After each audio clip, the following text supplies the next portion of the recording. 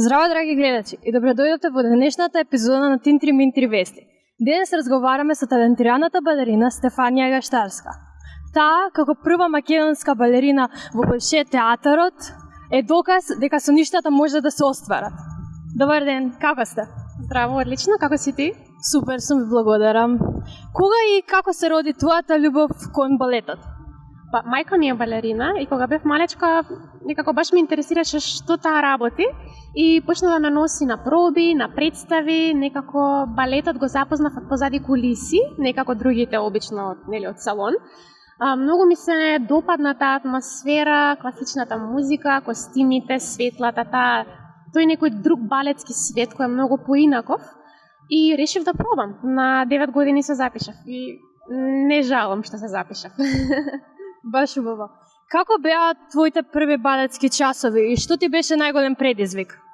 Па, јас бев буцмаста дебелко детенце, што сакаше да си јаде, искрено, но првиот час го памтам, беше за мене еден прекрасен ден, сватив дека ова е тоа што треба да го работам во мојот живот, ова е тоа што го сакам. Се заљубив што од првиот ден во оваа професија, часовите си одеа супер. Најголем предизвик дефинитивно ми беше кога на 14 години требаше да се преселам во Русија сама, без родителите, за да го продолжам своето балетско образование таму. Но толку ја сакав оваа професија што морав да се решам на тоа. Баш убаво. Како изреагира кога стана, какво беше чувството кога стана првата балерина во македонка во ансамблот на Болше театарот? Искрено многу е тешко да се опише со зборови какво беше чувството кога ми кажа дека сум примена таму. Знаете, кога ќе споредиме со Русија, ние сме многу мала држава. Јас сум многу мала држава од Македонија и кога бев малечка, Болшој театарот, Болшој балетската академија ги гледав само на интернет и ми беа толку некако далечни, недостижни, ама длабоко во себе некако верував дека ќе успеам. И кога на крај успеав, некако имаше момент на неверување, зар на вистина ми се исполни мојата најголема желба. Тоа беше стварно прекрасно чувство. Потоа, кој ти беше најтежок, кој најубав момент во твојата кариера?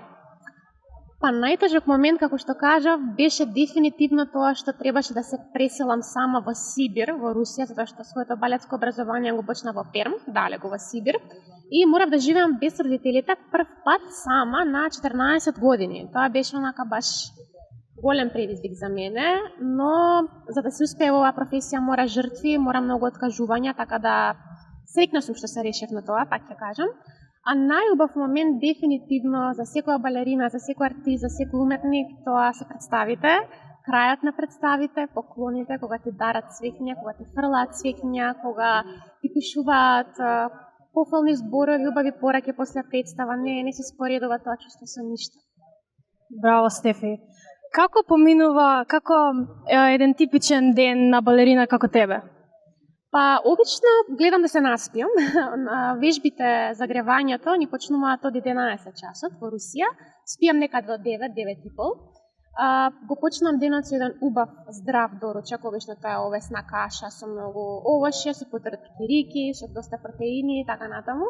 Го почнувам денот во 11 часот, балетскиот ден, во 11 часот са бајле, кога сите се загреваме, цела трупа и подоцна ни продолжуваат пробите, во зависност од тоа каков репертоар имаме.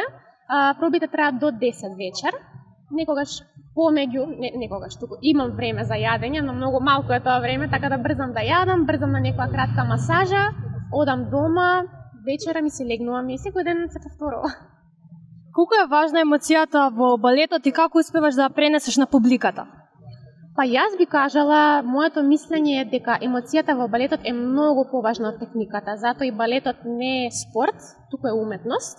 Не е толку битно кој повеќе пируети ќе сврти, туку треба да ја допреш публиката.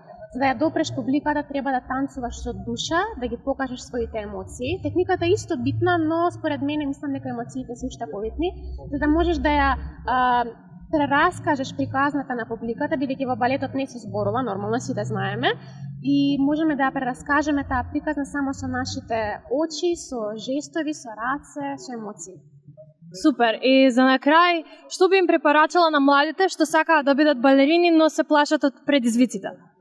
Секогаш кажувам дека ако Господ го ставил сонот во вашето срце, тоа значи дека сте способни да си го остварите. Секогаш нели се вика, никогаш не се откажувајте, никогаш не се откажувајте.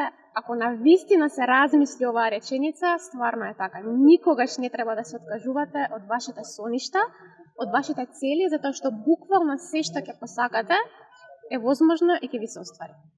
Фала ти многу, Стефи, што беше моја гостинка, а вие гледајте Тин 3 Минтри шоу!